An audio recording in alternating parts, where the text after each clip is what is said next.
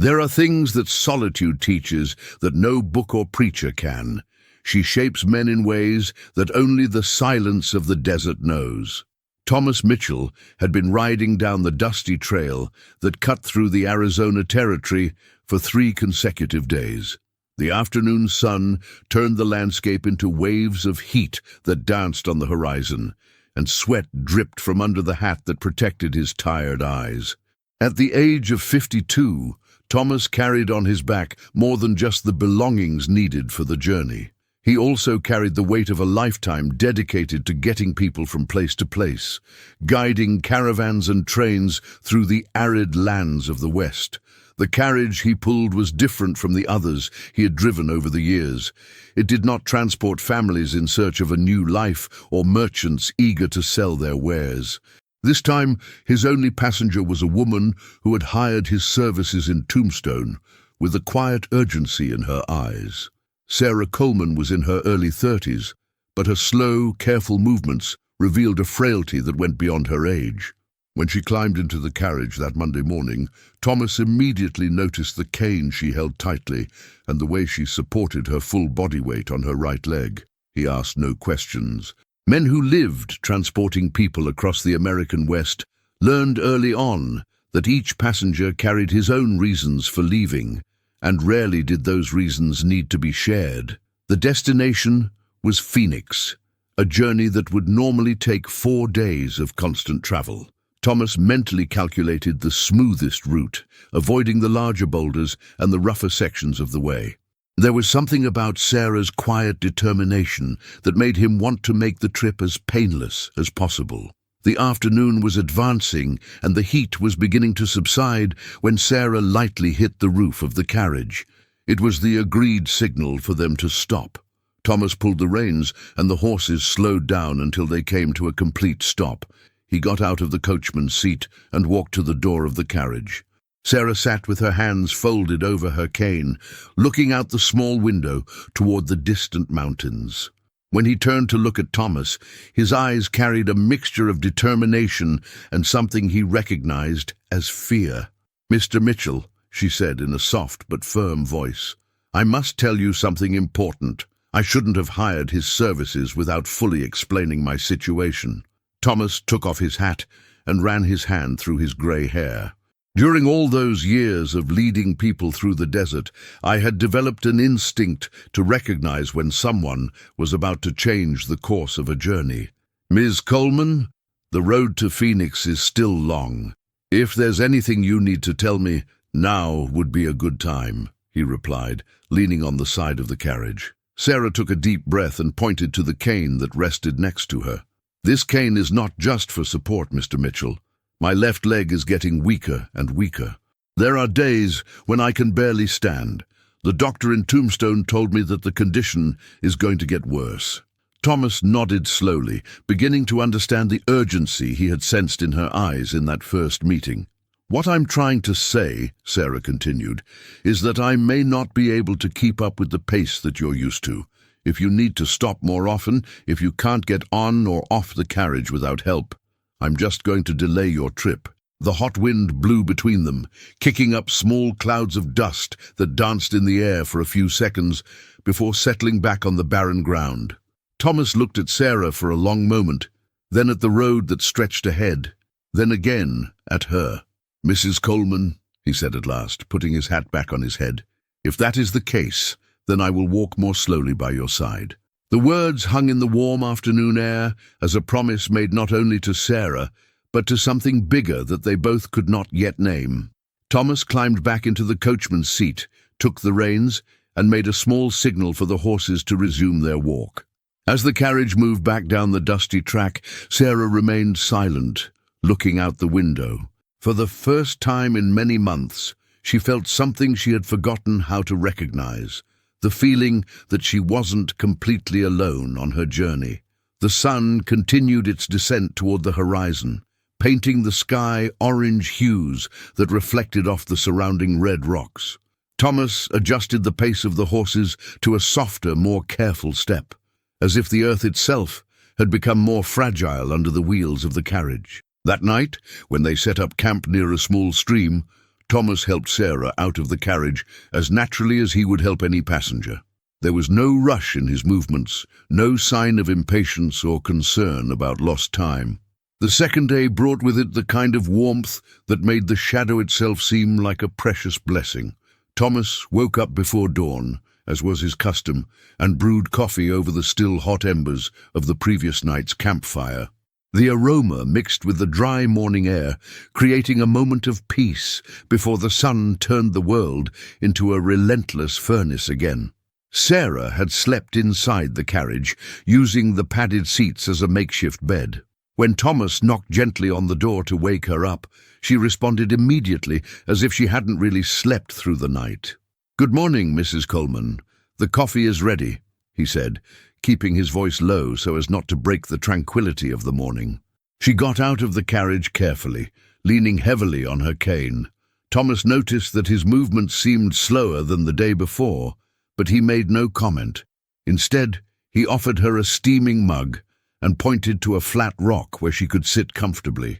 "Thank you," Sarah said, accepting the coffee and walking slowly to the rock. "Mr. Mitchell, may I ask you a personal question?" Thomas nodded as he checked the horses' harnesses, preparing them for another day of travel. "Do you have family waiting somewhere?" The question hung in the morning air like the smoke rising from their mugs. Thomas continued adjusting the leather straps, his movements becoming slightly slower and more deliberate. "I had a wife," he finally replied, without looking at Sarah. "Martha. She died 8 years ago, a fever that passed through the city like fire in dry grass. We didn't have children." Sarah took a sip of her coffee and watched Thomas work. There was a familiar sadness in the way he avoided his eyes when talking about Martha, the same kind of sadness she carried for completely different reasons. "I'm sorry," she said softly. "Time teaches us to carry these things," Thomas replied, finally turning to look at her. "And you? Do you have family in Phoenix?" Sarah hesitated, twirling the mug between her hands. "I have a sister, Catherine. She doesn't know I'm going." The answer created more questions than it answered, but Thomas respected the silence that followed. I had learned that some people needed time to decide how much they wanted to share their stories. When they finished their coffee and put away their belongings, Thomas helped Sarah into the carriage. This time, she needed more support, holding on tight to his arm as she lifted her foot to reach the first step. He waited patiently, offering exactly the help she needed without making her feel more fragile than she already felt. The morning advanced with the carriage following a steady but not hurried pace along the trail that wound between rock formations and saguaro cacti that rose like silent sentinels. Thomas had chosen a longer but significantly smoother route, avoiding the rougher stretches that could make the journey uncomfortable for Sarah. Around noon, when the sun was at its highest and most merciless, Sarah hit the roof of the carriage again. Thomas stopped next to a group of rocks that offered generous shade. "I need to get some rest," she said when Thomas opened the carriage door. He helped her down and accompanied her to the shade, where she sat on a smooth rock. Sarah massaged her left leg with both hands, and Thomas could see the tension lines around her eyes. "Is the pain worse today?" he asked, taking a canteen of water from the carriage and offering it to Sarah. She drank slowly before answering. "Some days are worse than others. The doctor at Tombstone said that eventually I'll need a wheelchair." Thomas sat on a nearby rock, keeping a respectful distance but remaining close enough to talk effortlessly. "Is that why the rush to get to Phoenix?" he asked gently. Sarah looked up at the distant mountains, where heat waves created mirages that made the landscape seem liquid and unstable. "My sister Catherine is a nurse at Phoenix Hospital. She was always the strong one between the two of us, always taking care of everyone. When our parents got sick, she was the one who dropped her plans to care for them until the end." Sarah paused, taking another sip of water. "I moved to Tombstone because I wanted to be independent. I wanted to prove that I could take care of myself. I worked as a teacher at the local school for 5 years. But now," she gestured vaguely toward her leg, "now I'm going to have to ask for help from the same sister who has sacrificed so much for others." Thomas nodded, understanding. "And she doesn't know you're coming. You don't even know that I'm sick.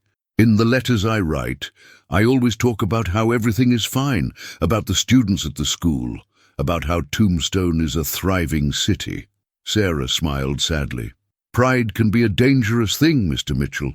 "It could be," Thomas agreed. "But sometimes it's just wounded pride that's talking, not true pride. True pride sometimes means knowing when to ask for help." They sat in the shade for nearly an hour, sharing the water and comfortable silence. Thomas didn't pressure Sarah to continue the trip, and she didn't apologize for the prolonged stop. It was as if they had both come to a silent agreement on the pace of the journey. When they finally resumed their path, the sun had begun its descent toward the west, making the heat more bearable. Thomas adjusted the speed of the carriage to be even smoother, paying special attention to the holes and rocks in the way. As the afternoon wore on, he began to realize that the trip had become about something much bigger than simply transporting Sarah from Tombstone to Phoenix. It was about giving her the time and space she needed to get to Phoenix, not only physically, but emotionally prepared for what she would find there. As the sun began to set, painting the sky with shades of orange and pink that reflected off the surrounding red rocks, Thomas found another suitable place to camp. This time Sarah needed even more help to get out of the carriage, but Thomas offered his arm as naturally as ever, as if it were the most normal thing in the world. That night, as Thomas prepared the campfire, he realized he had found something he didn't know he was looking for, a purpose that went beyond simply guiding people through the desert. For the first time in years, he felt that his journey also had a true destination. The third day began with dark clouds gathering on the eastern horizon, a rarity at that time of year that made Thomas frown as he watched the sky. The rain in the Arizona desert could be both a blessing and a curse, depending on where it met you and how prepared you were to receive it. Sarah got out of the carriage with even more difficulty that morning.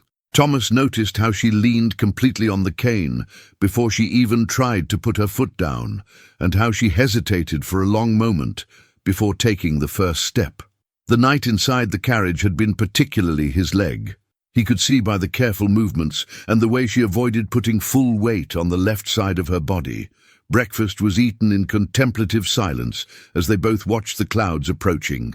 Thomas mentally calculated the distance to the next known shelter, an old abandoned stop station that was about a 2-hour drive in the right direction. If the clouds brought a real storm, they would need to get there before the rain turned the dusty trail into an impassable mud. But at the same time, Thomas watched Sarah struggle to move in the morning and made a decision that went against all her decades-long experience traveling the territory. Instead of picking up the pace to escape the impending storm, he kept the speed even slower than in the previous days, allowing Sarah to settle comfortably before beginning the day's journey. The first drop of rain fell when they were still an hour from the abandoned station. It was followed by other scattered droplets that created small craters in the dust accumulated along the way. Thomas felt the familiar tightness in his stomach that came with the possibility of being trapped in a desert storm without adequate shelter. But when he looked back and saw Sarah through the small window of the carriage, watching the raindrops with a look of quiet wonder on his face, Thomas realized that his worry had turned into something different. He was no longer just thinking about the practical safety of the situation, but about how Sarah was experiencing every moment of the journey with an intensity he had forgotten how to feel. The rain began to fall more consistently when they spotted the stone walls of the old stop station. The roof had partially collapsed years ago, but still offered enough protection for the carriage and horses. Thomas guided the carriage into the structure and helped Sarah down under the protection of the beams that still resisted. Sarah moved slowly through the abandoned space, leaning on her cane as she explored the remnants of what had once been a busy stopping point for travelers. Thomas took care of the horses, removing the harnesses and making sure they were dry and comfortable. When he finished, he found Sarah sitting on a half-broken wooden bench, looking through a glassless window at the rain that was now falling in torrents. The The storm turned the outside world into a grey veil of moving water. The sound of rain hitting the corroded metal roof created a constant symphony that drowned out all other noises. Thomas sat down on a nearby wooden box and took out of his saddlebag a piece of cloth that he used to dry his face and hands. Sarah had closed her eyes and tilted her head back slightly, as if she was taking in not only the sound of the rain, but the whole experience of being trapped in a storm in the middle of the desert. Thomas watched as the tension in their shoulders seemed to ease for the first time since they had begun the trip. The storm lasted 3 hours. During this time, Thomas repaired one of the harnesses that had worn out, organized the supplies for the trip, and checked the carriage wheels to make sure they were in good condition to continue. But for the most part, he simply sat in the abandoned station, listening to the rain and occasionally watching Sarah. She had taken the cane out of her lap and propped it up against the wall, something Thomas had never seen her do when she was awake. Her hands rested relaxed on her lap, and for the first time since the beginning of the journey, she seemed completely at peace. The constant pain that Thomas had learned to recognize in her posture seemed to have subsided, as if the rain had washed away not only the dust from the outside world, but also some invisible weight she carried. When the rain finally stopped, the world seemed renewed. The air smelled of wet earth and desert plants that had absorbed the precious water. Cacti that had appeared grey and lifeless the morning before now exhibited shades of vibrant green. Small, delicate flowers had begun to sprout in places where only a few hours earlier there had been only sand and stone. Sarah slowly rose from the seat, picked up her cane, and walked to where Thomas was preparing the carriage to continue the journey. She looked at him for a long moment, and Thomas saw in his eyes something he hadn't seen before, a kind of quiet gratitude that went beyond words. Thomas nodded in response, realizing without needing explanation that something had changed during those 3 hours at the abandoned station. Sarah wasn't just thanking him for finding shelter from the storm. She was thanking him for allowing her to experience the storm, for not running desperately to escape it, for understanding that sometimes the best parts of a journey happened when you stopped moving. The road after the rain was different. The dust had settled, creating a smoother, firmer surface under the carriage's wheels. The horses seemed invigorated by the cool, humid air, and even their movements had a liveliness that had not been present in the days before. Sarah travelled with the carriage window open, allowing the clear afternoon air to circulate freely. Thomas occasionally heard her sighing softly, not from pain or discomfort, but the kind of sigh that comes when one finally manages to breathe deeply after a long time of holding one's breath. When they found the perfect spot to camp that night, a small, sheltered valley where the rain had created a temporary stream, Thomas realized that Sarah was able to get out of the carriage with less difficulty than the previous nights. She still needed the cane. She still moved slowly and carefully, but there was a different fluidity to her movements, as if the rain had washed away not only the dust of the world, but also some inner rigidity she had been carrying. That night, as he prepared the fire near the gentle sound of the temporary stream, Thomas realized that the storm had taught them both something important about the journey they were sharing. It wasn't just about getting to Phoenix, but about allowing every moment of the journey to transform both the traveler and the one guiding the way. The fourth day dawned with the air still fresh from the previous day's rain, and for the first time since the beginning of the journey, Thomas woke up without the automatic worry of calculating distances and times. He had realized during the night that this trip had become about something very different from what he had imagined when Sarah hired his services in Tombstone. Sarah stepped out of the carriage that morning with movements that, though still careful, showed a renewed confidence. The cane remained essential to her balance, but Thomas noticed that she didn't cling to it with the quiet desperation of the early days. It was as if he had made peace with his need for support.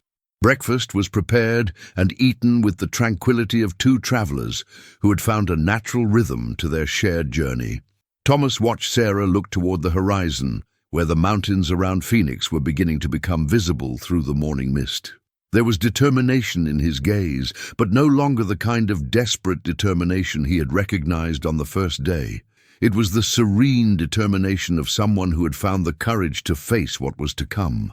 When they resumed their journey, Thomas chose the most scenic route he knew to Phoenix, a trail that passed through a valley where flowering cacti created a carpet of unlikely colors in the middle of the desert. Sarah traveled with both carriage windows open, allowing the gentle morning breeze to carry the sweet scent of the flowers that had sprouted after the rain. Around noon, they reached the top of an elevation from which it was possible to see Phoenix stretching into the valley below.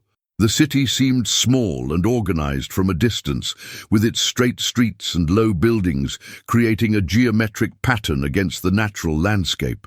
Sarah asked to stop, and Thomas led the carriage to a shaded area where she could contemplate her fate. Sarah got out of the carriage and walked slowly to a nearby rock where she sat, keeping her gaze fixed on the city below. Thomas remained close to the carriage, giving him the space he needed to process the moment. He knew he was watching someone preparing for one of the most difficult conversations of his life. For nearly an hour, Sarah sat quietly, occasionally adjusting the position of the cane at her side. Thomas could see that she was mentally rehearsing the words she would say to Catherine, the sister who had sacrificed so much for others and who would now be called upon to sacrifice even more. But there was something different about Sarah's stance. No longer the shameful shame of someone who felt like a burden, but the quiet dignity of someone who had learned to accept help without losing her worth. When she finally got up to return to the carriage, Sarah walked over to where Thomas was checking the horses' harnesses. She looked at him for a long moment, and Thomas saw in his eyes a gratitude that went far beyond simple transportation from one city to another. Thomas nodded in silent acknowledgement, realizing that they had both encountered something unexpected on that journey through the desert. He had rediscovered that guiding people was not just about knowing the roads, but about understanding when to slow down to allow the journey to fulfill its true purpose. Sarah had found that accepting help did not diminish her strength, but it did reveal a different kind of courage. The descent towards Phoenix was made at the slowest pace of the entire trip. Thomas knew that every mile they approached their final destination represented a farewell, not only to the journey, but to the person each had become during those 4 days in the wilderness. Sarah had begun the journey as someone fleeing her own fragility and was ending it as someone who had found strength in vulnerability. When they reached the outskirts of Phoenix, Thomas followed the directions Sarah had given him on the first day to get to Catherine's house. It was a simple but well-kept building, with a small garden in front, where desert-resistant plants created shade and color. A woman was working in the garden, and when he looked up at the sound of the carriage approaching, Thomas knew at once that it was Catherine. The resemblance between the sisters was evident, but Catherine radiated the kind of practical, straightforward energy that came from a life dedicated to caring for others. When she saw Sarah getting off the carriage, her expression quickly changed from surprise to concern, and then to a quiet realization that her sister needed help. Thomas observed the meeting between the sisters with the discretion of someone who had witnessed many goodbyes and reunions over the years.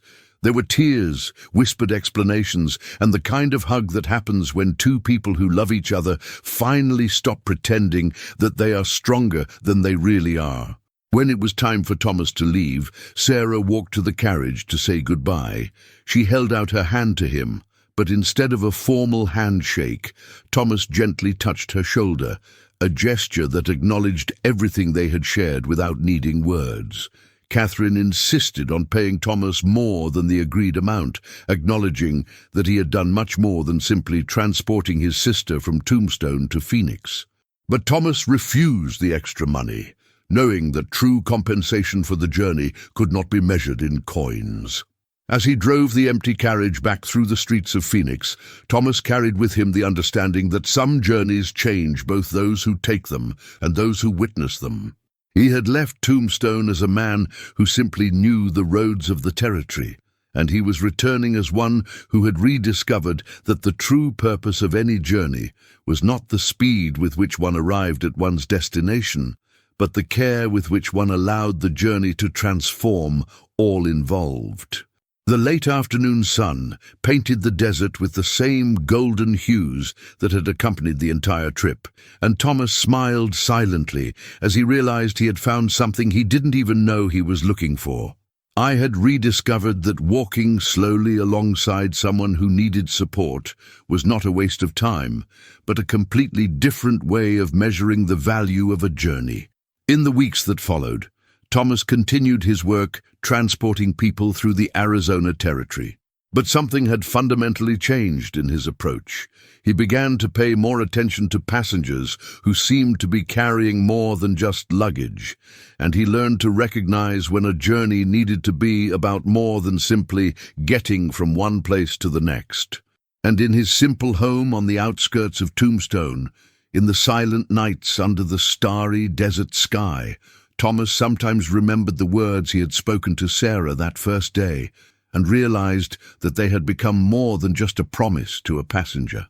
They had become a philosophy of life that honored both the fragility and the strength that existed in each person who crossed their path. If this story has touched your heart, be sure to subscribe to the channel for more exciting Wild West narratives. Turn on the notification bell so you don't miss any new stories. Leave a comment telling which part moved you the most. Your presence here makes all the difference for us to continue bringing these special stories.